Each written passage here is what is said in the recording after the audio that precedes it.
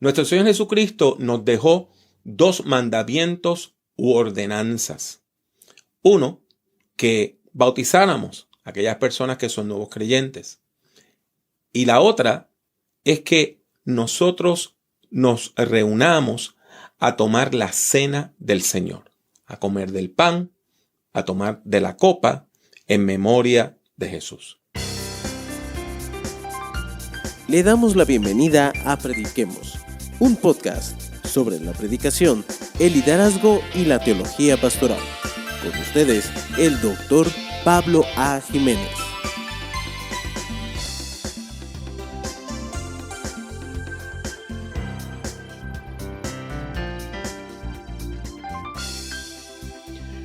Distintos movimientos cristianos usan distintos nombres para referirse a la cena del Señor.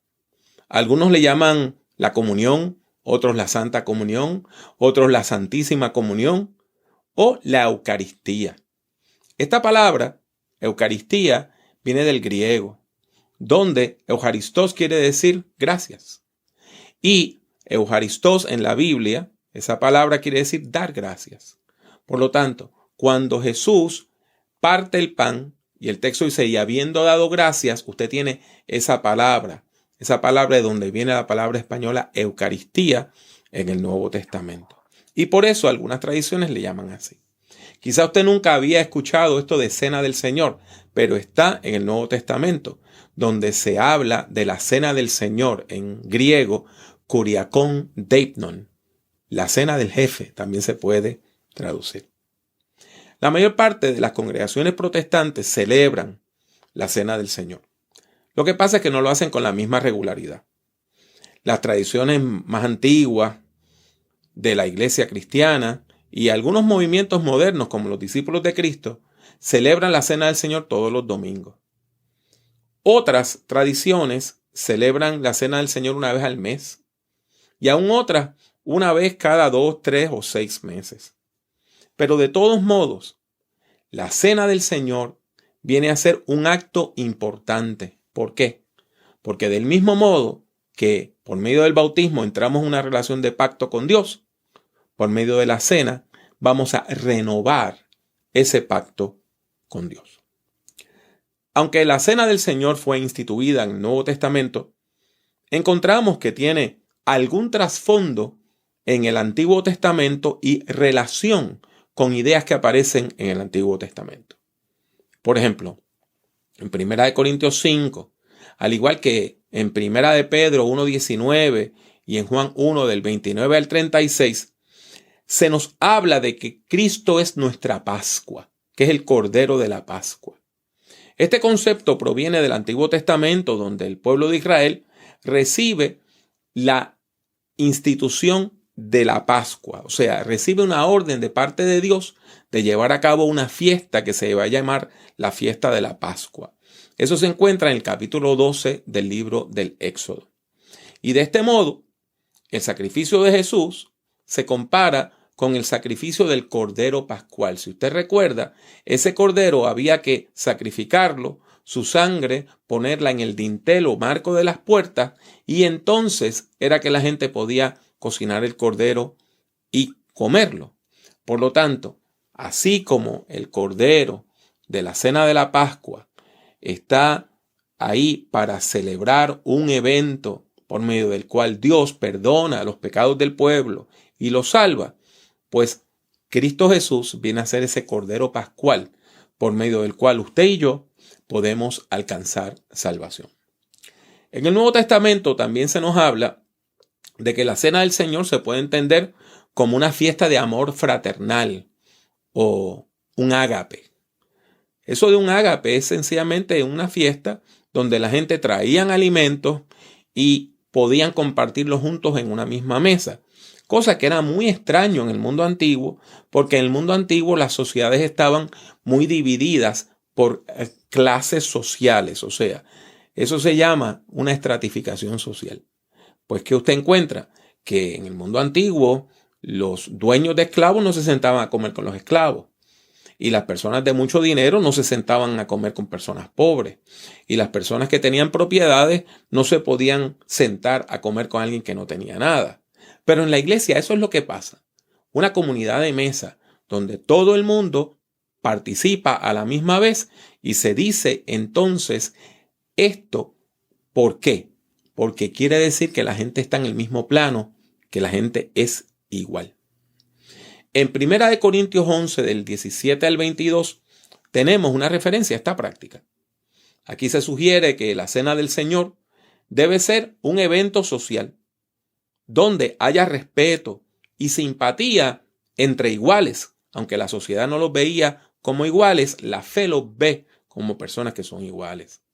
La fiesta del amor fraternal cristiano se basa en la idea de que toda persona necesita la misericordia divina para vivir. También en el Nuevo Testamento encontramos la frase la mesa del Señor en 1 Corintios 10, 21. En nuestro caso, esto nos enseña, así es que lo interpretamos, esto nos enseña que la invitación a la mesa no proviene de nosotros, no proviene de la persona que está oficiando, no proviene de la iglesia local. Proviene del Señor Jesucristo. La mesa es de Cristo. Y es el Señor Jesucristo quien nos invita a participar. Finalmente, encontramos la palabra cena, propiamente, que toma un sentido más profundo cuando se utiliza en 1 Corintios 11:20 en la frase la cena del Señor. La iglesia entendió que en la última cena de Jesús con sus discípulos, que usted puede encontrar eso en Mateo 26, en Marcos 14, en Lucas 22, Jesús había instituido una nueva práctica. Le había dicho a los discípulos que celebraran un nuevo ritual. Así las palabras de Jesús se convirtieron en un mandato, en una orden, en una ordenanza para la iglesia. Por eso vemos que en 1 Corintios 11, del 23 al 26, el apóstol Pablo nos dice que él recibió del Señor. Note bien, el apóstol Pablo no fue uno de los discípulos originales de Jesús. Aunque él estaba vivo en el momento del ministerio de Jesús, ellos nunca coincidieron. El apóstol Pablo tiene su experiencia de fe, su encuentro con Cristo después que Jesucristo ha resucitado. Por lo tanto, él no tiene un conocimiento de primera mano de la cena. Por eso él dice, yo recibí. ¿De quién? De parte de la tradición de la iglesia, de aquellas personas que eran sus mayores en la fe. Él recibió la enseñanza de que Jesús había instituido esta celebración. El apóstol Pablo nos señala que la cena del Señor tiene un carácter doble. Por un lado, es un acto memorial, donde la iglesia recuerda, celebra, evoca la obra de Jesucristo. Pero por otro lado, es un acto de proclamación, una forma de predicación, de anunciar las buenas nuevas del Evangelio de Jesucristo. En resumen, el Nuevo Testamento presenta la Cena del Señor como un evento donde la iglesia afirma su fe, a la vez que da testimonio de su amor fraternal. Desde el principio, la Cena del Señor ha sido un punto importantísimo dentro del pensamiento y la doctrina cristiana. Y por eso han surgido varias divisiones en la historia de la iglesia alrededor de la manera de administrar este sacramento y de la forma de entender cómo es que Dios se manifiesta durante la celebración de este ritual. Por ejemplo, algunas de las controversias han girado en torno a quién puede participar de la Santa Comunión. Algunas iglesias afirman que la Cena del Señor debe celebrarse regularmente y que debe ser abierta. Y otros dicen, no, esto hay que celebrarlo muy poco, una que otra vez, y solamente para las personas que pasen ciertos niveles de examinación espiritual. Hay otras personas que dicen que la cena debe ser nada más para los que somos miembros de esta iglesia. Y aunque usted sea un creyente, si pertenece a otra iglesia, no puede participar. ¿Qué quiere decir todo esto? Que hay dos maneras de ver la Cena del Señor. Por un lado, hay personas que entienden que debemos tener comunión abierta, O sea, que se debe extender la invitación a la mesa a todas las personas que están presentes en la iglesia y que cada persona participa examinándose a sí misma, determinando si esa persona está apta, digna de participar o no. La otra forma de entender la cena del Señor es lo que se llama la comunión cerrada. Y esta práctica consiste en ofrecer la cena del Señor solo a una parte de la congregación y se excluyen a las otras personas presentes. Como les indiqué arriba, este es un asunto que aún continúa dividiendo la cristiandad. Mi opinión es que la cena del Señor, dado que es un evento central de la adoración cristiana, debe celebrarse regularmente y que debe ser abierta. Y que, como dice 1 Corintios 11:28, cada cual tiene que examinarse a sí mismo, a sí misma, para determinar si puede participar de manera digna de este ritual. El otro punto que ha dividido la cristiandad es la pregunta sobre cómo se manifiesta la presencia de Cristo en la cena del Señor. ¿De qué manera el Señor Jesucristo está presente cuando llevamos a cabo este evento?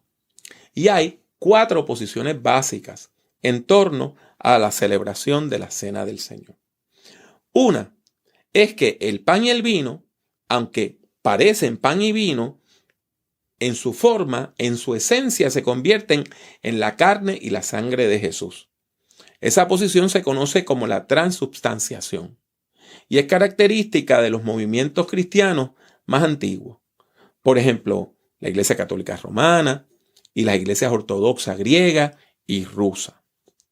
La segunda posición es que el pan y la copa mantienen su forma y su esencia, pero que la presencia de Jesús va unida, coexiste con estos elementos. Esta posición, que es común en la tradición luterana, se conoce como la consubstanciación. La tercera posición es que la presencia espiritual de Jesucristo se deja sentir de manera real cuando celebramos el ritual de la comunión, cuando participamos del pan y de la copa. Esta posición, que es común en la tradición reformada, se conoce como la presencia real. Y la cuarta manera de entender este sagrado ritual es que el pan y la copa son símbolos, pero símbolos efectivos, o sea, símbolos que tienen poder, símbolos de la presencia de Jesús. Y esta posición también se originó en el tiempo de la Reforma Protestante y se relaciona con la figura de un reformador llamado Ulrico Zwinglio. La mayor parte de las tradiciones protestantes afirman la presencia real o ven los elementos de la cena del Señor como símbolos efectivos, por medio de los cuales la iglesia recuerda la obra de Cristo y proclama su evangelio. ¿Qué quiere decir esto? Sencillo, que de una manera u otra, toda la cristiandad afirma que la presencia de Cristo Jesús, Señor nuestro, se manifiesta en medio de la comunidad cristiana cuando celebramos en fidelidad a las órdenes, los mandamientos de Jesús, la cena del Señor. Las ideas más importantes que le he presentado en esta ocasión sobre la cena del Señor son las siguientes. Por medio de la cena del Señor, en primer lugar, dramatizamos el evento decisivo de nuestra fe, la muerte y resurrección de nuestro Señor Jesucristo. En segundo lugar, por medio de la cena del Señor afirmamos la presencia del Señor, del Dios que vive en medio de la iglesia. En tercer lugar, nos reunimos como miembros de la familia de Dios alrededor de la mesa, teniendo comunidad de mesa. Cuarto, por medio de la cena del Señor, tenemos un momento de comunión personal, usted a solas con Dios. En quinto lugar, afirmamos nuestra unidad como cuerpo de Cristo cuando participamos de la cena del Señor, porque nos une con toda la cristiandad, con todas aquellas personas, no importa la forma como piensen, como entiendan el ritual, Todas aquellas personas que celebramos la cena del Señor, estamos unidas espiritualmente.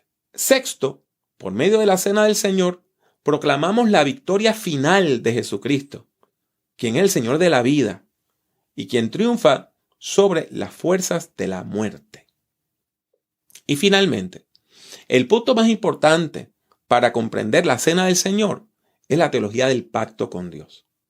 Cuando usted y yo participamos de la cena del Señor, renovamos ese pacto bautismal, ese pacto que hicimos a la hora de bautizarnos, ese pacto que nos une a Dios y nos une a los demás.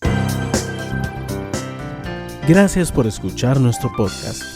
Regálenos un like, me gusta, para dejarnos saber que ha escuchado este episodio. Habiendo escuchado la exposición de la palabra de Dios, le invito a que usted y yo participemos en esta hora de la oración. Vamos a orar en unidad como un solo pueblo. Oremos. Dios de amor, gracias por acercarte a nosotros por medio de nuestro Señor Jesucristo. Gracias te damos porque tú nos invitas a cenar contigo. Permite que el pan y la copa sean símbolos efectivos de nuestra comunión contigo. Oramos en el nombre de Jesús. Amén.